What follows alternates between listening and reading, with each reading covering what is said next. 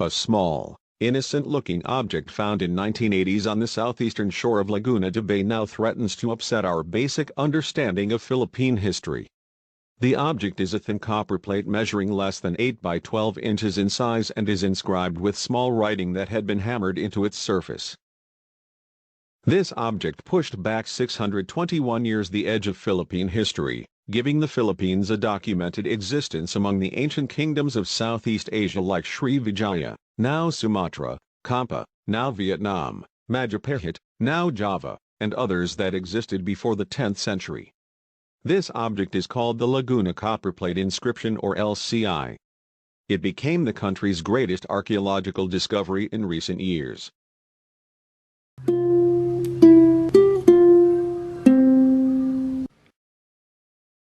Don't forget to subscribe, like, and tap the notification bell to easily notify you to my future ample videos.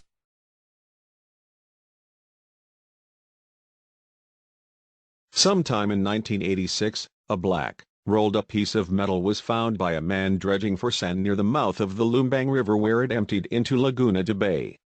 Ernesto Ledesma, a sand laborer who was part of a dredging team working at the mouth of the Lumbang River, chanced upon a small, thin piece of folded metal sheet from the muddy riverbed.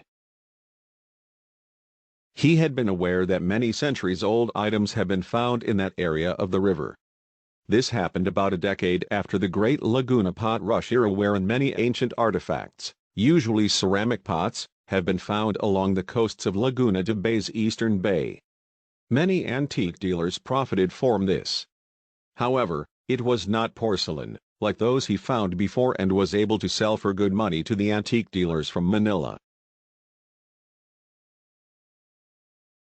The man could just have easily thrown it away as just another piece of junk that tended to clog his equipment as he tried to make a living. Fortunately, the sandman decided to keep that piece of metal and take another look. Upon unrolling, it turned out that there was some kind of writing on the crumpled and blackened metal plate.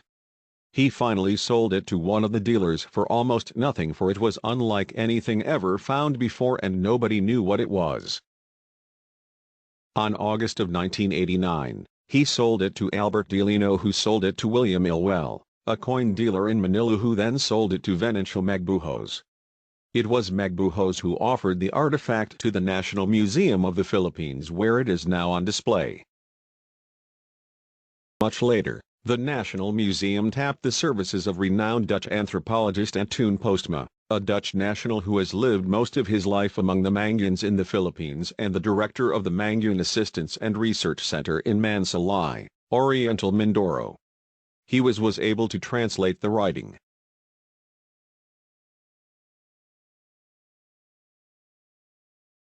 The authenticity of the LCI was a prime concern to all from the very beginning. Postma and the Philippine National Museum were aware of the many frauds that had been perpetrated on Philippine historians in the past. Many of these fraudulent historical documents have unfortunately gotten into Philippine history textbooks, which are still being used today.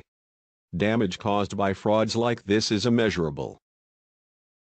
Postma was acutely aware of what yet another phony document would do to the community of Philippine historians. He sought and got advice from Dutch and Indonesian experts on the LCI's authenticity. The experts concluded that the specific script style used in the LCI was consistent with its indicated date, and that the correctness of the languages and words used would have been very hard for a forger to have contrived. There were some differences between the LCI and the copperplates found in Indonesia. The text on Indonesian copperplates of the same era was mostly in Old Javanese and, as was customary at that time, mentioned the name of King Balitong, 899 to 910 AD. The LCI was not in Old Javanese and did not mention the king's name, but this only shows that the LCI did not come from Indonesia. The biggest difference was in the way the copperplate was inscribed. Indonesian copperplates were prepared by heating them until they became soft. Then a stylus was used to impress the letters on the soft metal, creating smooth and continuous strokes. The Philippine copperplate, on the other hand, was inscribed by hammering the letters onto the metal using a sharp instrument. The letters show closely joined and overlapping dots from the hammering.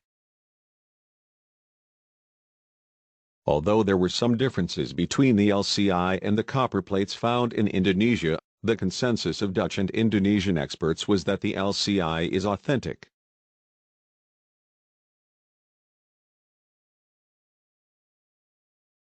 After thorough analysis, Postma was able to decipher it. This revealed that the LCI contained a precise date using a Sanskrit calendar. The date written on the inscription is equivalent of April 21, 900 AD in our calendar. The date is important because a country's history is considered to begin with the first dated document recorded in it.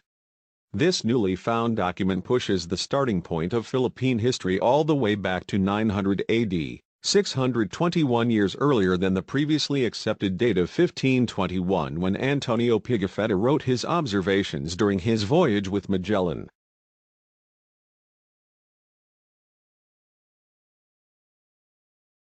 Some inaccurately reported that the LCI was written in 4 languages.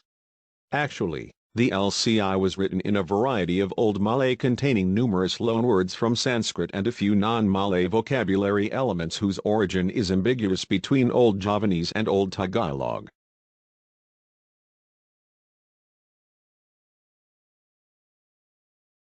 The text was written in Kawi. This script is different from the ancient Tagalog script known as Baybayin. Neither does it look similar to other Philippine scripts still used today by isolated ethnic minorities in Mindoro and Palawan. The Kawi script originated in Java, descending from the Pallava script, and was used across much of maritime Southeast Asia. A second example of Kawi script can be seen on the Boot 1 ivory seal, found in the 1970s and dated between the 9th and 12th century. It is an ancient seal made of ivory that was found in an archaeological site in Boot 1.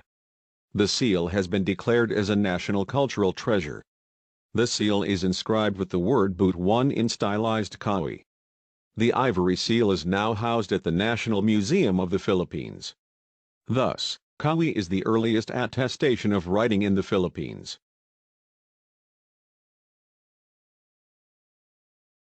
The LCI was an official document issued to clear a person by the name of Numwaran, his family, and all their descendants of a debt he had incurred.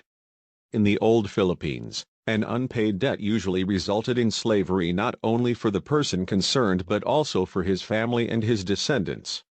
The amount of debt was 1 kati and 8 suwarnas of gold, or 865 grams and about $12,000 at today's prices, an unusually large amount. Pardon was issued by the chief of Toondoon, who was of higher rank than the other chiefs who witnessed the document and whose names and respective areas of jurisdiction are listed. The place names are still recognizable today although almost 11 centuries have passed since the document was issued.